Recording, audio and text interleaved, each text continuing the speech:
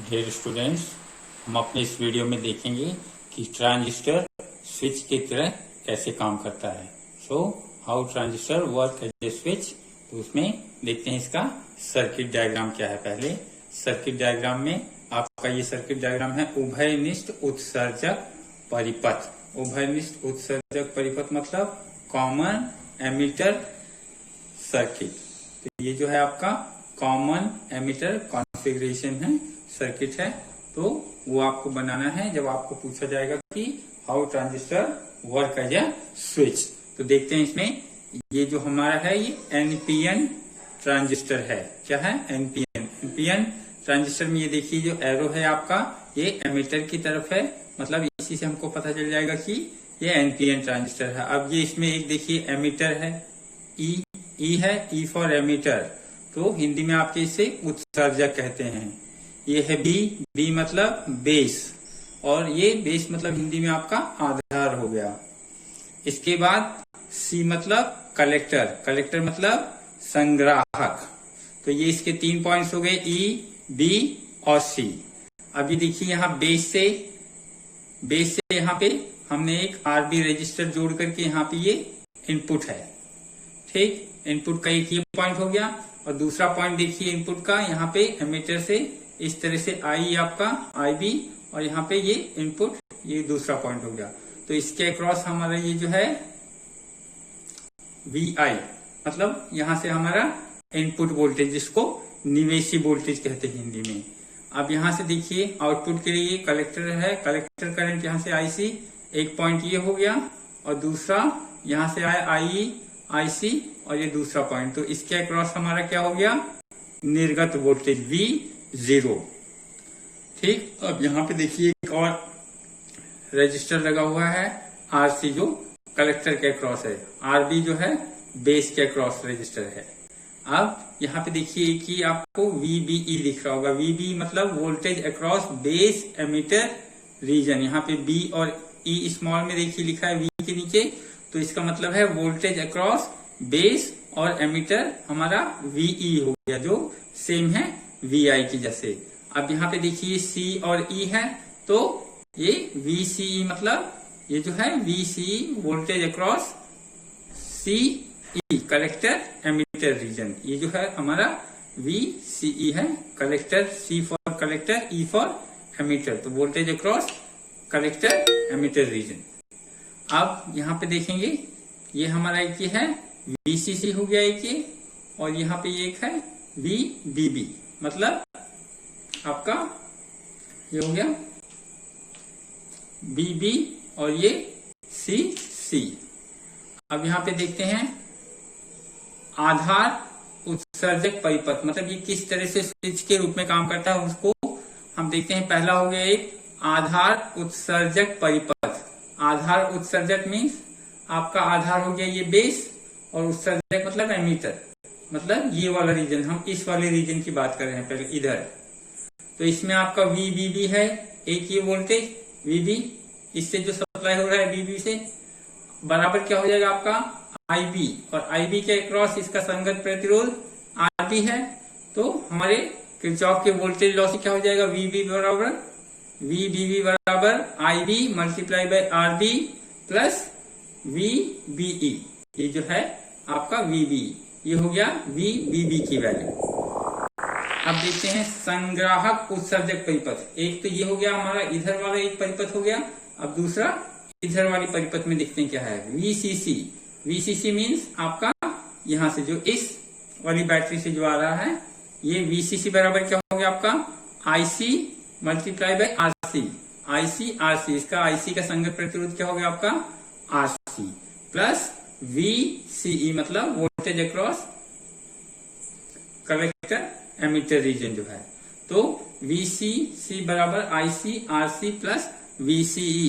तो हम इसको इस तरह से भी लिख सकते हैं, VCE बराबर क्या हो गया आपका VCC माइनस IC RC। तो ये हमारे दो समीकरण मिल गए हमका, एक आपका आधार उत्सर्जक परिपथ का समीकरण और दूसरा संग्राहक उत्सर्जक परिपथ का समीकरण। मतलब एक इस वाली सर्किट का समीकरण मिल गया और एक इधर वाली सर्किट का समीकरण मिल गया। अब देखते हैं हमारा इसमें यदि आधार उत्सर्जक परिपथ में लगाया गया निवेशी विभव VI हो, VI मतलब यहाँ पे जो हमने इनपुट वोल्टेज लगाया है VI हो, तब VBB बराबर क्या हो जाएगा हमारा VI, यहीं से हम इनपुट वोल्टेज लगा रहे हैं ना, तो VBB बराबर क्या हो जाएगा आपका VI, तथा निर्गत विभव V0 मतलब ये आपका V0, तो VCE है ये जो VCE बराबर V0 हो। अगर ऐसा है तो आगे सिलिकॉन ट्रांजिस्टर के लिए हमारा जो पोटेंशियल बैरियर है, विभव प्राचीर जिसे कहते हैं, 0.6 वोल्ट होता है। कितना?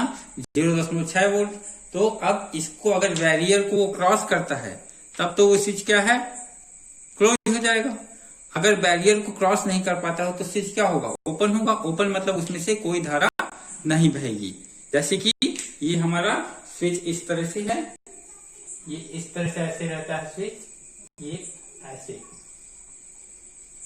अब इस केस में जो ये स्विच है ओपन है, मतलब ये खुला हुआ है, तो इसमें से कोई धारा नहीं बहेगी, है आपका ओपन स्विच। और क्लोज किस तरह से हो जाएगा, जब ये इस तरह से जुड़ जाएगा तब ये क्लोज स्विच है।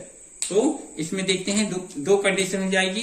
पहली वाली कंडीशन में हमारा जब VI हमारा 0.6 से कम है, अगर 6 से कम है तो परिपथ में कोई भी जो संग्राहक धारा, मतलब इस वाले परिपथ में कोई भी धारा नहीं बहेगी। IC बराबर क्या हो जाएगा, 0 हो जाएगा। जब आपका IC 0 हो जाएगा तो ये वाला टर्म पूरा 0 हो जाएगा समीकरण 2 में। अब ये VCE बराबर क्या हो जाएगा, VCC। अब VCE बराबर क्या है हमारा V0, तो V0 बराबर आपका क्या हो गया, VCC। इस वाले कंडीशन में हमारा जो है आउटपुट वोल्टेज जब VCC के बराबर हो जाता है तब ये कट ऑफ स्टेट, हिंदी में इसे संदग्ध अवस्था कहते हैं। और इस केस में आपका जो स्विच है ये ओपन है, मतलब इसमें से कोई भी धारा नहीं बहती है।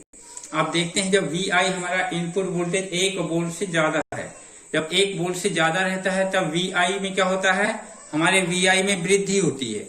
और जब VI में वृद्धि होती है तो V0 जो है वो आरेखीय रूप से घटता है, उसकी वैल्यू जो है वो क्या होती है, कम होती है, लेकिन शून्य नहीं होती है। मतलब अगर वो 4 है तो 4 से 3, 2, 1 तक आएगा, लेकिन 0 कभी नहीं होगा। ठीक है, आउटपुट वोल्टेज। आप देखते हैं संग्राहक धारा इस केस में क्या होती है, हमारी अधिकतम हो जाती है, मतलब हमको अधिकतम मान प्राप्त होता है IC का। कौन से वाले केस में, सैचुरेशन स्टेट में। किसमें, इस वाली अवस्था को कहते हैं सैचुरेशन स्टेट, जब हमारा VI ग्रेटर देन 1 वोल्ट है, हिंदी में संतृप्त अवस्था। और इस वाली अवस्था में हमारा स्विच जो है वो क्लोज हो जाता है और उसमें से धारा बहती है। अब यहाँ पे देखते हैं ये जो IE है हमारा, यहाँ से जो I मतलब एमीटर करंट जो है, IE बराबर क्या होता है, IB प्लस IC। तो यहाँ पे देखिए एक तरफ ये IB चले जा रहा है और एक तरफ ये IC चले जा रहा है। इसी तरह से हमको IE बराबर IB प्लस IC होता है, ये भी पता चल जाता है। अब ये देखते हैं इसमें, बाकी आप लोग सब समझ जाए कि ये वाला हमारा VI बराबर इनपुट वोल्टेज है यहाँ पे, और यहाँ पे जो है ये आउटपुट वोल्टेज है। इस वाले पार्ट में हम क्या कहते हैं, इसको कॉमन एमीटर। क्या कहते हैं, कॉमन एमीटर। और इस वाले को बेस और एमीटर, इसको कलेक्टर एमीटर और इसको बेस और एमीटर। अब इसको उभयनिष्ठ उत्सर्जक परिपथ क्यों कहा जाता है, ये देख लेते हैं।